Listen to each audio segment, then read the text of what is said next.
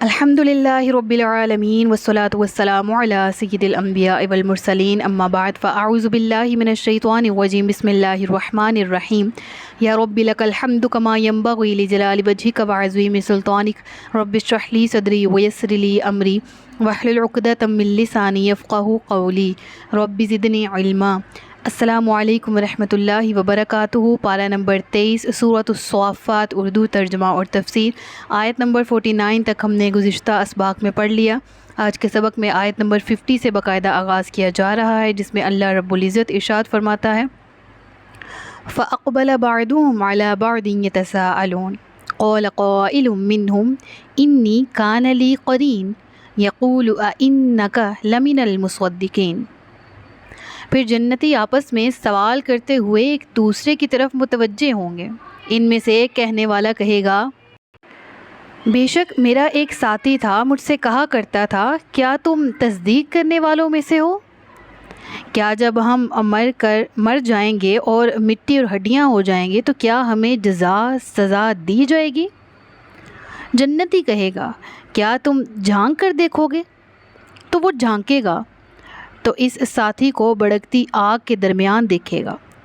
وہ جنتی کہے گا، خدا کی قسم قریب تھا کہ ضرور تو مجھے ہلاک کر دیتا، اور اگر میرے رب کا احسان نہ ہوتا تو ضرور میں بھی پکڑ کر حاضر کیا جاتا۔ یہاں پر جس عمل کا ذکر ہے، ان آیات سے یہ پتہ چلتا ہے کہ اہل جنت پر اللہ تعالیٰ کے فضل و کرم کی نوعیت کیا ہوگی۔ کیا کہنے، سبحان اللہ! یعنی اللہ تبارک و تعالیٰ ان کو وہ قوت، وہ اذن، وہ اجازت دے گا کہ دور سے سننا یا دیکھنا ان کے لیے ممکن ہوگا، اور یہ بلا شبہ اللہ کی صفات میں شرک نہیں ہے اگر اللہ کے اذن سے یہ قوت کسی کو عطا کی جائے۔ نہ دنیا میں اور نہ آخرت میں اس کی صفات میں کسی بھی قسم کا شرک نہیں قابل قبول، ذات میں، صفات میں یا صفات کے تقاضوں میں۔ ہاں، جسے اللہ تبارک و تعالیٰ اجازت دے یا رب العالمین کی ذات جس بندے پر نظر رحمت فرمائے، اس کو وہ قوت عطا فرمائے، تو اسے عطائی علم، کچھ علم کا حصہ ضرور دے دیا جا سکتا ہے، جس کا ذکر اس آیت میں ہے۔ تو بہرحال یہاں اہل جنت کی باہمی گفتگو کا ذکر ہو رہا ہے، اور اس کا مقصد بھی غافلوں اور سرکشوں کو بر وقت متنبہ کرنا ہے، تنبیہ کرنا ہے۔ اور وہ کیا ہے؟ اس سے معلوم یہ ہوتا ہے کہ عالم آخرت میں دیکھنے اور سننے کی قوتوں کا حال کیا ہوگا۔ اللہ تبارک و تعالیٰ کی عطا سے جنت میں بیٹھا ہوا شخص، ایک جنتی، لاکھوں میل بلکہ غیر محدود مسافت پر دوزخ میں ایک دوزخی کو دیکھ بھی لے گا اور اس سے بات بھی کر پائے گا اور اس کا جواب بھی سن لے گا۔ وہاں پر کوئی ایسی ایکٹیویٹی نہیں ہے کہ جس طرح دنیا میں اگر ہم میلوں دور کسی سے کنیکٹ ہو سکتے ہیں، ریڈیو، ٹیلی ویژن، اسکائپ، موبائل، انٹرنیٹ، اس طرح کا کوئی وہاں پر سین نہیں ہوگا۔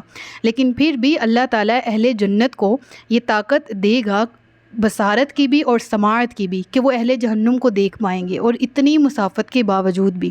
اس کا ذکر سورۃ الاعراف میں بھی ملتا ہے، جہاں پر اعراف کا ذکر ہے نا، وہاں پر بھی ہم دیکھیں گے کہ وہاں کے مفاہیم سے بھی یہ بات سامنے آتی ہے کہ جس کو اللہ چاہے تو یہ قوت عطا فرما سکتا ہے۔ اس کی ذات کی جو جتنے بھی کام ہیں ان کی حکمتیں وہی جاننے والا ہے۔ ہم ان حکمتوں تک پہنچنے سے قاصر ہیں، ہم نہیں جان پاتے۔ اے رب سماوات، تیری ذات ورا ہے، ہیبت سے تیری کوہ گراں کانپ رہا ہے۔ انسان بیچارہ تجھے کیا جان سکے گا، ادراک کی دنیا میں تجھے ڈھونڈ رہا ہے۔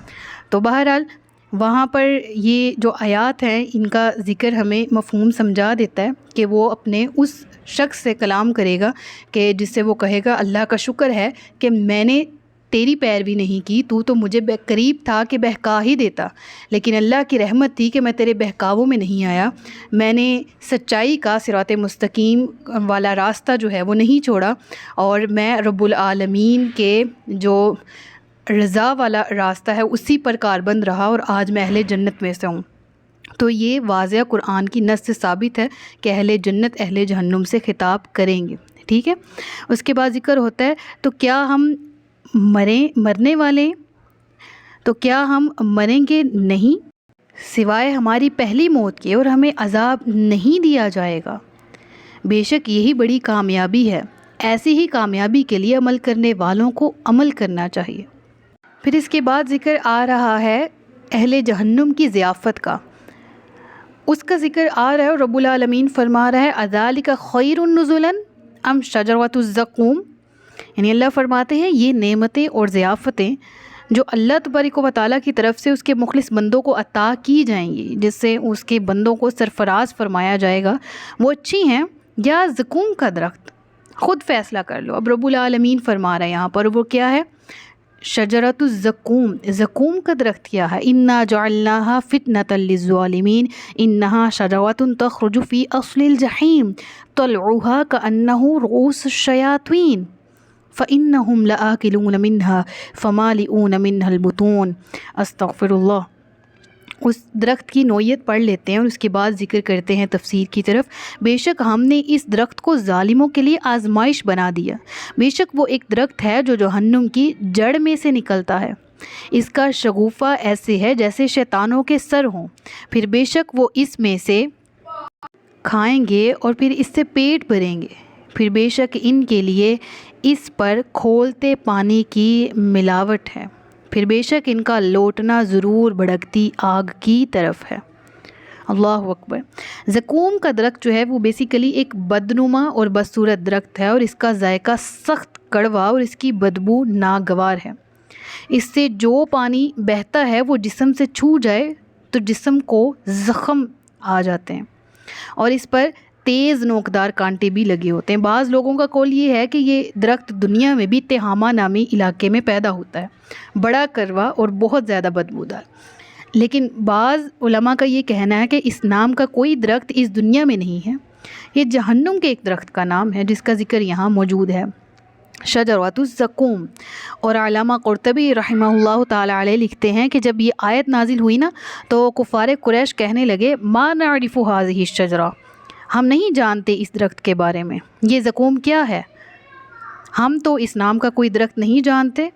تو اس وقت اتفاق سے افریقہ کا ایک آدمی وہاں آ گیا، تو انہوں نے اس کے بارے میں اس سے پوچھا، تو وہ شخص کہتا ہے کہ ہوا عندنا الزبد والتمر، ہمارے ہاں تو مکھن اور کھجور کو زقوم کہا جاتا ہے۔ بس پھر کیا تھا، اس لفظ کو جا بجا استعمال کر کے مذاق اڑایا جانے لگا۔ لوگ کہتے ہیں کہ ابو جہل جو ہے اس نے اپنی لونڈی سے کہا کہ یہ چیزیں جو ہیں وہ منگوائی، اس نے وہ کھجور اور مکھن لے کر آئی، پھر اس نے اپنے ساتھیوں سے کہا کہ مکھن اور کھجور کھاؤ، یہ ہے وہ جسے ہمیں ڈرایا جا رہا ہے۔ یعنی زقوم کے درخت کی جب قرآن کریم میں اس کا ذکر ہوا اور یہ ٹرم استعمال ہوئی تو کفار قریش اول تو تعجب میں پڑے، اور اس کے بعد انہوں نے اس کے بارے میں دریافت کرنا شروع کیا۔ ایک شخص تھا، اس نے کہا، فریقہ سے اس کا تعلق تھا، کہ ہماری لغت میں کھجوروں کو اور مکھن کو کہا جاتا ہے، تو انہوں نے اس چیز کو پکڑ کے بہانہ بنایا، قرآن کا اور اسلام کے عقائد کا مذاق اڑایا، ایون دو کہ ابو جہل یہ چیزیں لوگوں کے سامنے رکھتا اور کہتا یہ لوگ کھاؤ، یہ وہ چیزیں جن سے ہمیں ڈرایا جا رہا ہے، ٹھیک ہے، یعنی ان کے یہ ڈیٹ ہونے کی انتہا تھی۔ لہٰذا پھر اس زقوم کے درخت کا انٹروڈکشن قرآن میں ساتھ ہی آیا، اور وہ انٹروڈکشن کیا ہے، زقوم کا درخت جہنم کے وسط میں اگنے والا درخت ہے، اس کے شگوفے ایسے ہوں گے جیسے شیطانوں کے سر، رؤوس الشیاطین۔ اب یہاں سوال یہ پیدا ہوتا ہے کہ شیطان کے سر ہم نے کون سا دیکھے ہوئے ہیں؟ تو اگرچہ کسی نے شیطانوں کے سروں کو نہیں دیکھا، لیکن جس طرح کسی خوبرو اور حسین کو فرشتے سے تشبیہ دی جاتی ہے نا، بالکل اسی طرح بدصورتی بیان کرنے کے لیے یہاں شیطان سے تشبیہ دی گئی۔ تو بتایا گیا کہ جہنمیوں کو کھانے کے لیے زقوم ملے گا، اور اس زقوم سے بھرے ہوئے پیٹ میں کھولتے ہوئے پانی سے چھینٹا دیا جائے گا، یعنی ملا دیا جائے گا۔ حمیم لشوب من حمیم، حمیم کہتے ہیں کھولتے ہوئے پانی کو، ابلتے ہوئے پانی کو۔ شوباً شابہ یشوبو کا مصدر ہے، اور شوب کے معنی ہے کسی چیز کو باہم آپس میں خلط ملط کر دینا، ملا دینا، یعنی زقوم کا درخت کھانے کے لیے اور پھر پینے کے لیے کیا ہوگا، کھولتا ہوا پانی، ایسا پانی کہ جو چھو بھی جائے تو زخم کر دے جسم پہ۔ استغفر اللہ، اللہم لا تجعلنا منہم۔ اللہ تبارک و تعالیٰ ایسے لوگوں میں ہمارے شمار سے ہمیں بچائے، اپنی رحمت کے سائے میں ہمیں لے لے۔ تو یہ ان کی گمراہی کے سبب ان پر جہنم جو واجب کر دی گئی، جہنم میں ان کا داخلہ جو ہوگا وہ کن اسباب کی بنیاد پر ہوگا اس کا ذکر ہوا. ثم ان مرجعهم لإلی الجحیم انہم الفوا آباءہم ضالین فہم علی آثارہم یہرعون. ذکر ہوا پھر بے شک ان کا لوٹنا ضرور بھڑکتی آگ کی طرف ہے، بے شک انہوں نے اپنے باپ دادا کو گمراہ پایا تھا تو وہ انہیں ان کے نشانے قدم پر دوڑائے جا رہے ہیں. یعنی ریزن بیان کی گئی کہ سوچنے سمجھنے کی قوتوں کو انہوں نے استعمال ہی نہیں کیا جو اللہ تعالیٰ نے انسان کی فطرت میں رکھ دی ہے. گمراہی کی وجہ یہاں پر بیان کی جا رہی کہ انہوں نے کفار نے عقل اور ہوش کے چراغ بجھا دیے، اپنے گمراہ اسلاف کے نقش قدم پر چلتے رہے یہاں تک کہ وہ بھی گمراہ تھے، یہ بھی گمراہ ٹھہرے. وَلَقَدْ ضَلَّ قَبْلَهُمْ أَكْثَرُ الْأَوَّلِينَ. بے شک ان سے پہلے بہت سے اگلے لوگ گمراہ ہوئے. یعنی جس طرح یہ گمراہ ہیں، ان کے آباء و اجداد گمراہ تھے، بالکل اسی طرح اس سے پہلے کئی قومیں گزری جو گمراہ تھی، اور ان قوموں کا ذکر بالکل اگلے رکوع سے آ رہا ہے. حضرت جناب نوح علیہ السلام کے واقعے سے ذکر ہے. تو بہرحال پھر وَلَقَدْ أَرْسَلْنَا فِيهِمْ مُنذِرِينَ. اللہ فرماتا ہے ان کی طرف. اب یہاں پر دیکھیں دونوں چیزیں کلیئرٹی کے ساتھ. پہلے نمبر پہ کیا؟ وَلَقَدْ ضَلَّ قَبْلَهُمْ أَكْثَرُ الْأَوَّلِينَ. ان سے پہلے لوگ بھی اکثر ان کی جو ہے وہ ان میں سے اکثریت جو ہے وہ گمراہ تھی. وجہ کیا تھی؟ اپنے آباء و اجداد کی پیروی اور حق کو قبول نہ کرنے کی ضد. ساتھ ہی اللہ تعالیٰ نے یہ فرما دیا کہ ہم نے ایسا نہیں کہ وہ سالوں سے گمراہ چلتے آ رہے تھے اور ان میں ان کا کوئی قصور نہیں تھا، بلکہ ہر دور میں لقد ارسلنا فیہم منذرین، ان کو ڈر سنانے والے بھی ان تک بھیجے جاتے. ہر دور میں نبی ان تک بھیجا جاتا. جس نبی نے ان تک تبلیغ کی، اصل اسلام کی دعوت دی، حقانیت الہی دین کی حقانیت کی طرف ان کو تبلیغ کی بلایا، ایسے یہ بے یار و مددگار نہیں چھوڑ دیے گئے. رب العالمین فرماتا ہے یہ سالوں کی جہالت میں باوجود اس کے کہ ان کی طرف انبیاء کو بھیجا گیا، انہوں نے اپنے لیے جہالت کو پسند کیا. فانظر کیف کان عاقبۃ المنذرین. ہاں تو پھر دیکھو کیسا انجام ہوا ان لوگوں کو جن کو پہلے ڈرایا جاتا تھا. ٹھیک ہے، تو منذر کہتے ہیں ڈر سنانے والے کو، منذر جس کو ڈر سنایا جائے. پہلی آیت میں دیکھیں وَلَقَدْ أَرْسَلْنَا فِيهِمْ مُنذِرِينَ آیا، ٹھیک ہے، اور اگلی آیت میں عاقبۃ المنذرین آیا. تو اس لیے کہا جاتا ہے قرآن کریم کو تجوید کے ساتھ اور احسن طریقے سے پڑھنے کا حسن بھی سیکھنا چاہیے. ٹھیک ہے نا. زبر زیر کی غلطی کانسیپٹ بدل دیتی ہے. زبر زیر کی غلطی اگر انسان کرتا ہے تو وہ معنی بدل دیتی. تو منذرین سے منذرین، ان دونوں میں دیکھیں کس طرح فاعل اور مفعول کا فرق پڑ گیا. ٹھیک ہے نا. اور منذرین سے مراد انبیاء ہیں، منذرین سے مراد ان کی قومیں ہیں. اگر ہم ان کو اپوزٹ کر دیتے ہیں تو معنی اور مفہوم علیہ باللہ بدل گیا. ٹھیک ہے نا.